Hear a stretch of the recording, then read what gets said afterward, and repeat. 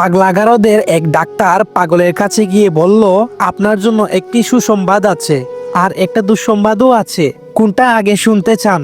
পাগল মুচকি হেসে বলল, দুঃসংবাদটাই আগে বলেন। ডাক্তার বলল, দুঃসংবাদটা হলো আজকে যে দুঃসাহসী কাজ করেছেন, হাসপাতালের পুকুরে ডুবন্ত আরেক পাগলকে যেভাবে আপনি ঝাঁপিয়ে পড়ে উদ্ধার করেছেন, তাতে আমরা নিশ্চিত যে আপনি আর পাগল নন, আপনি সুস্থ হয়ে গেছেন। এবার আপনি নিশ্চিন্তে বাড়ি যেতে পারেন। পাগল বলল, আর দুঃসংবাদটা কি?